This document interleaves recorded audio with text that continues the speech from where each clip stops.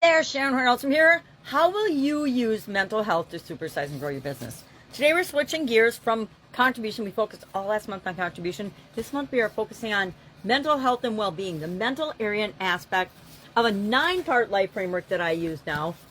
It used to be 7, but now it's 9 because after the pandemic, I got some coaching and added communication and confidence because I'm like, all right, I want to make sure that I keep moving forward no matter what is going on in the world around us. And one way to do that is to be able to a better communicator, which helps us in so many areas of our life, and to build confidence. We need both as core foundational skills. So I actually added them to my 7-part life framework, and I focus on them in my lifelong legacy goals, my shorter term 5 to 10 year goals, my annual goals. And then I break that down into little bite-sized pieces up to and including daily with an annual challenge. This year's annual challenge is the Be a Better You annual challenge, where we're doing one thing every day to be a better version of ourselves. So this month we're focusing on mental health and well-being. And I decided last year, about halfway through the year, that in order to continue to simplify my life, my content creation, what I do and how I spend my time and energy and resources, was I was going to combine subjects and find a way to make the topic that I'm talking about in the annual challenge consistent with the topic that I'm talking about for this group, Supersize Your Business. And it's pretty easy because the truth is our businesses only become as amazing as we are.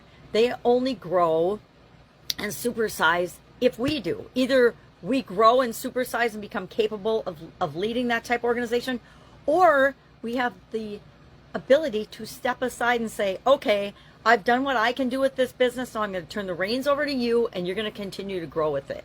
I've had to do that for several businesses, and it is a big ego check, but it's so powerful when you realize that you're often the bottleneck in your own business. At least I have found myself to be, and most other successful business owners will tell you some similar story if you ask the right questions, that yes, they discovered that they could grow their business with the skills that they had to a certain level, but either they had to up-level their skills really quickly, and sometimes it's just so exponentially fast that your business is growing, it's not possible for us to grow and expand miraculously sometimes. And so we have to step aside and say, okay, let's go.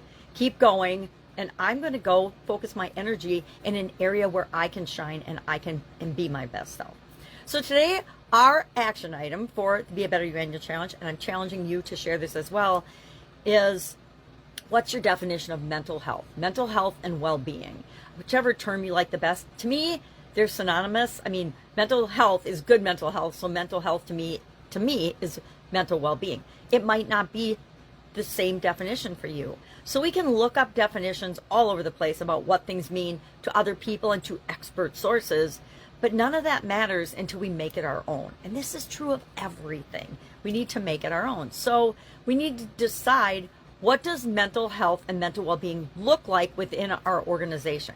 For the Be a Better You, we're doing it personally. For Supersize Your Business, we have to think about mental health of our culture, mental health. Do we have mental health even as a topic, or is it ever even talked about, or is it taboo in our organization and culture?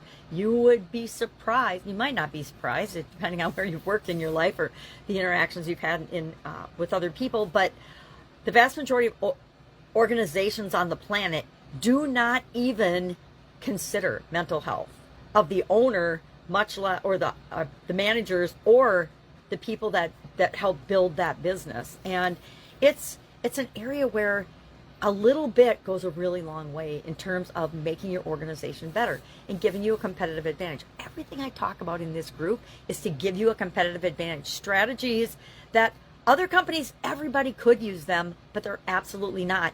Mainly because they think it's too hard to implement some kind of a system or to put something in place.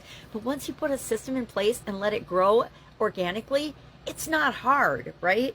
Our cultures are growing whether we're impacting them or not. So why would we not want to choose to make positive inputs to our company's culture so that it grows in ways that make the world a better place and make the company better and give us a competitive advantage and attract the type of people that we want to work with to our organization?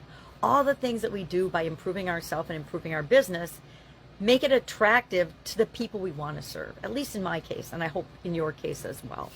So today. Share in the comments below, what is your organization's definition of mental health and well-being? And be honest, if you're not doing anything, you're not alone. Go ahead and share that so that I know who I'm talking to and that we can do more to build you the structural foundation to make sure you have something in place to create the organizational mental health that you want. Guess what? A good mental health organization will always serve your customers better. You'll always treat one another better. You'll always grow together and celebrate together and make the world a better place, which is frankly what our businesses need to be all about. All right, any questions? Hit me up and ask. Otherwise, have a great day, and I will, of course, be with you tomorrow.